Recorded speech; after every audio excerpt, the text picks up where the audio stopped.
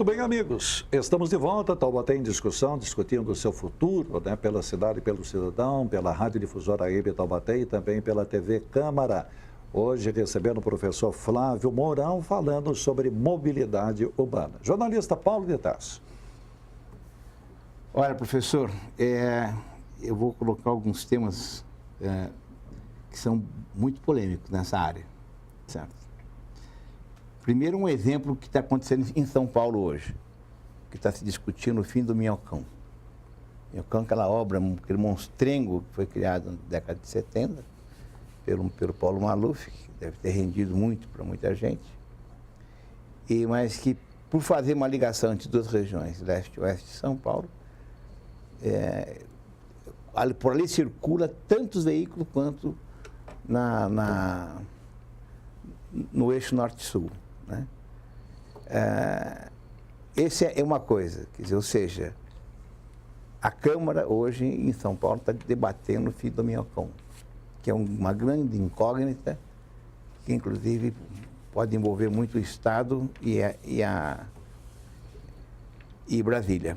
E do outro lado, eu fui de uma escola que estudou e propôs a famosa tarifa zero. Ou seja, é perfeitamente viável, na minha opinião, de quem estudou isso na época, que o próprio IPTU pode pagar o sistema de transporte, né, com tarifa zero. Ou seja, você circula na cidade, você tem uma malha, um sistema viário e de veículos que permite exatamente, que lhe daria essa mobilidade. E tem alguns países na Europa em que hoje praticamente não cobra. Se você entrar numa Holanda, por exemplo, você paga, ele não vai cobrar você. Você pressupõe que você já tem um ticket. Eventualmente, se você não tiver, você vai ser onerado com isso. Ou seja, então é o seguinte, esse exemplo máximo, que é o Minhocão, que levou a esse impasse, e uma tarifa zero, que é o oposto, quer dizer, para tirar o carro da rua, o veículo particular da rua, você tem um sistema público eficiente, né? E em termos de planejamento, eu acho que o oposto do Minhocão foi o que foi feito no começo do século passado no Rio de Janeiro.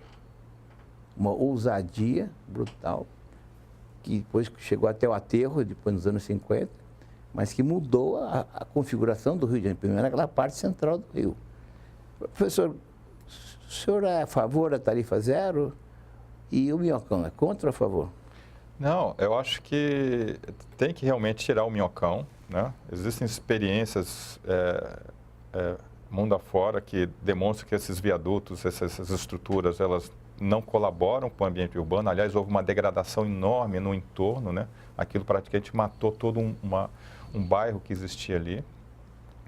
E muitos bairros. Muitos bairros. Toda a sequência do Minhocão ele foi sendo deteriorada, né? Criando áreas subhabitáveis. E não trouxe benefício para a cidade, porque aquela questão, você facilita o carro, você vai criar novos congestionamentos, não tem por onde. E tem que ter uma política de transporte eficiente, né? E que realmente atenda a população no seu conforto, né? Não é à toa que o metrô em São Paulo tem a frequência que tem das pessoas, porque ele é um equipamento que funciona. Então, em São Paulo, as pessoas abandonam o carro para usar o metrô. Não abandonam o carro para andar de ônibus. Mas porque tem qualidade. Porque tem qualidade. E a tarifa zero é algo que, voltando àquilo que eu estava dizendo, que é já garantido na Constituição. O Estado ele tem que prover essa questão. Nem que seja um valor simbólico, mas é algo que não pode onerar a vida das pessoas do jeito que é. Porque a gente já paga impostos, já paga uma quantidade enorme de impostos, e ele tem que ser revertido exatamente para a sociedade. É um grande condomínio, na realidade, que a gente vive. Esse condomínio ele tem que ser administrado por os condôminos, né? E a sociedade ela tem que ter direito a essa mobilidade. E aí a gente tem que repensar a cidade. Nós não vemos nenhum plano que possa dizer, olha, esse é o plano de transporte para Taubaté. Não tem. Né? Se senta-se com as empresas, qual é o interesse dela a respeito disso ou daquilo, e a gente acaba se adaptando a um interesse econômico e não ao interesse da própria sociedade. Então, há uma defasagem muito grande nisso. E por isso a gente fala assim, eu não consigo fazer tal transformação. O Rio de Janeiro agora também derrubou o seu minhocão, né, lá na beira do... Porque viram que aquilo também era uma estrutura obsoleta, não está atendendo mais a necessidade e só cria problemas. Então, tem que renovar a cidade e tem que ser usado. Acho que talvez a última grande ousadia que nós tivemos foi realmente o projeto no Rio de Janeiro. Guilhermo. Flávio, eu vou fazer uma pergunta que envolve também a questão de planejamento. O senhor falou muito sobre repensar a cidade. Isso requer planejamento e, às vezes, temos a impressão que as coisas são feitas meio que no improviso, né? Mas eu queria falar sobre a Secretaria de Mobilidade Urbana, que completa um ano agora, em dezembro, que ela foi criada com 4 principais missões, segundo a secretária, inclusive numa entrevista à Rádio Difusora, que era a integração do transporte público, que é aquela questão que o senhor falou do TCETAL, ABC, era novas mudanças viárias, a ampliação das ciclofaixas e tinha melhorar a acessibilidade no centro, que são 4 temas que a gente discutiu aqui no programa. Eu queria saber se o senhor acha que em um ano de Secretaria de Mobilidade Urbana, a cidade conseguiu sair do lugar, avançou para algum canto. Olha, o Taubaté até que saiu um pouco do lugar, porque ela está tão atrasada e estava tão defasada em relação a certas questões que qualquer melhoria, né, impressiona. Porém, a gente não tem um plano completo disso. Está sendo muito feito na base da intuição, em alguns projetos pontuais. E isso não resolve o problema da cidade. A gente não tem que resolver o problema só agora. A gente tem que preparar a cidade para daqui a 15, 20 anos. E isso tudo tem que estar conectado com as outras atividades. O transporte, ele se conecta com a questão da educação, com a questão da saúde, né? com o zoneamento, com o uso do solo. Então, eu não posso falar, eu vou adensar, vou colocar um prédio de 25 andares, 30 andares, onde não tem estrutura para receber aquela nova ocupação. Isso tem que ser muito coordenado. Então, tem que estar dentro de um planejamento integrado, não só do transporte, mas do transporte dentro desse plano geral da cidade. A cidade vai crescer, então o transporte também já está previsto, né, para que lado ele vai. Ele não pode sair tentando correr atrás do prejuízo. Então, tem que buscar, isso daí tem que ser planejado, tem que estar previsto, né, para onde a cidade vai crescer. O senhor concorda que a principal crítica que é feita principalmente em relação às mudanças viárias, esses pacotes que foram colocados em prática, foi a falta de planejamento e a falta de diálogo com o cidadão. O senhor concorda com isso? Sim, e falta, principalmente, a gente definir qual vai ser o foco que a gente tem que dar na questão da mobilidade.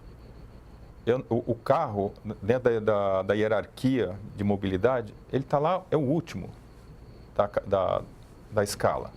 Primeiro você pensa o pedestre, a bicicleta, o transporte coletivo, depois o de carga e depois o automóvel. O automóvel ele não pode ter a prioridade que ele tem. Quando a gente está dando essa prioridade é porque a gente não está resolvendo o problema, estou tentando apagar incêndio. Esse é o erro da administração, da prioridade para carro? Por conta, é um vício que é recorrente não só daqui, de São Paulo, de São José, de qualquer cidade brasileira, né? Professor, centro da cidade, vamos falar sobre estacionamento. Taubaté tinha a Zona Azul, está inativa, a Prefeitura pretende colocar novamente esta Zona Azul. Gostaria de saber do senhor o que o senhor acha disso, o senhor é favorável realmente à cobrança. E também sobre estacionamentos, né? Taubaté acabou aí, podemos dizer, se utilizando de áreas de casas antigas. Pois destruiu bastante da sua história, né? Da sua história, né? Foi abaixo para abrir um terreno para colocar carro e ganhar dinheiro com o estacionamento. E a prefeitura acha que o estacionamento em Taubaté é alto, é muito caro, está querendo, inclusive, interferir aí na cobrança e, de certa forma, tabelar aí o uso desses estacionamentos. O senhor acha que a prefeitura está certa? Eu acho que a visão sobre o problema é que está um pouco equivocada. Nós temos que criar condições das pessoas chegarem em certos pontos estratégicos ao entorno do centro e que ela possa ter lá um bolsão, uma estrutura de estacionamento lá, e dali pegar um TC-tal, um micro-ônibus e ir para o centro, resolver o problema e voltar. Como a pessoa faz no shopping center. O que é um shopping center? É uma estrutura bem organizada de comércio. Nós não temos isso no centro. Cada um tenta resolver, o cara demole uma casa, demole a história, faz isso e vai ficando aquele caos e todo mundo entrando com o carro desnecessariamente, às vezes dentro da região central, para usar, às vezes, por uma questão muito pequena. Então tinha que ser repensado tudo isso, mas isso tem que ser feito dentro de um plano de cidade, de um desenho da cidade. Nós não fazemos um desenho urbano. Assim, o que eu quero projetar realmente? O desenho urbano nada mais é que um projeto de arquitetura em grande escala. Eu tenho que desenhar a largura de calçada, tenho que dizer, olha, isso aqui vai ser bolsão de estacionamento, vou colocar 5.000 carros aqui. É a única política de você reverter esse custo que hoje é alto, porque se eu tenho estacionamento ali bem no coração da cidade, todo mundo quer estacionar ali, é óbvio que a pessoa tende a ir majorando o preço. E não pode ser essa política de impor um preço fixo, que isso não acaba... Estacionamento é caro em Taubaté, professor? Eu, particularmente, eu não sei, São Paulo o dobro do preço. São Paulo já está estratosférico. Né? É impressionante. Em outras cidades, o senhor acha o estacionamento aqui de Taubaté também, a cobrança alta? Não é que é caro, acho que Taubaté ainda tem uma facilidade que dá para você caminhar bastante. É uma cidade de fácil circulação a pé. Então, isso evita alguns transtornos. Mas ele está começando a subir mais rápido que a inflação, né? A gente tem visto os preços aí sendo majorados. Eu vou dar um pitaco aí. Pois não. Eu sou contra qualquer interferência do Estado em questão de preço.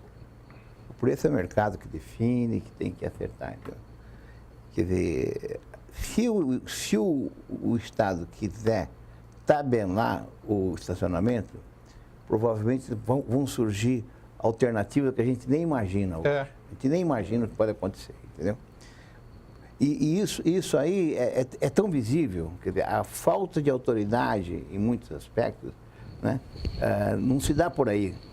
A falta de autoridade é deixar algumas coisas acontecerem, tipo os ambulantes no centro da cidade, em frente a patrimônios históricos, que impedem a visão, que é proibido por lei, né? O caso mais gritante é da Capela do Pilar, né? Que é um horror, né? E o próprio, nós veiculamos essa semana, uma entrevista, inclusive, com o procurador da República aqui, que ele não tinha visualizado ainda a capela. Por quê? Por causa dos ambulantes que estavam ali. Aquele largo virou e ele passava frequentemente por ali e não via a capela daquele patrimônio histórico tricentenário, né? Então esse lado, assim, primeiro, eu acho que não tem que se meter. A renda da terra, que a gente observa hoje nos grandes centros em função do equívoco de planejamento, que foi valorizar o transporte individual em detrimento do coletivo, esse é um pecado que nós temos que resolver. Não é querer estar lá agora, se a renda da terra que existe em função disso, é inimaginável para os teóricos de economia, um tempo atrás, de sempre pensar em economia. Você não acha? A Inglaterra, ela proíbe, dentro da sua área histórica, veículos não autorizados. Você vai pagar, tem um pedágio urbano que faz isso. Carésimo. Carésimo.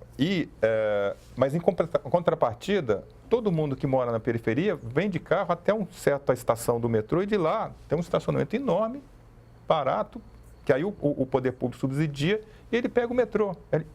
Você tem que criar estruturas para o cara não ter que usar o carro. O carro, ele é um veículo que é para ser utilizado de modo alternativo e não de modo cotidiano. Em grandes eventos, isso já é utilizado, né? Um jogo de futebol, você tem que parar praticamente 2 quilômetros do estádio, um grande prêmio de Fórmula 1, um show de rock. Você é obrigado a ir para um bolsão aí de 1 quilômetro de distância e depois ou vai a pé, ou enfim. Você tem que dar... E ninguém reclama, todo mundo participa da festa. Exatamente. Né? E aí, você criando as estruturas, as pessoas começam a se organizar, né? E usar melhores estruturas. Agora não tem alternativa. Agora isso não prejudica também o comércio da área central, ou seja, a falta da mobilidade de carros na região central não afeta negativamente. O comerciante reclama quando uma rua ela é impedida, quando uma rua é invertida, enfim. Não, Há uma reclamação do comércio.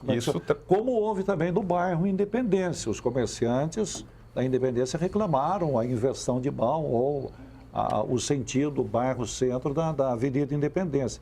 Ou seja, o gestor ele tem que olhar também esse lado, professor? Tem. Ou não? Por isso que não dá para pensar o transporte só como transporte. O transporte ele tem que estar integrado na questão do planejamento do uso e da ocupação dos negócios. Porque, na realidade, a gente projeta, a cidade ela tem que ser eficiente em todos os seus aspectos. Eu volto com esse ponto para que o senhor possa falar sobre o assunto. Depois do intervalo, estaremos de volta pela Difusora e TV Câmara. Até já.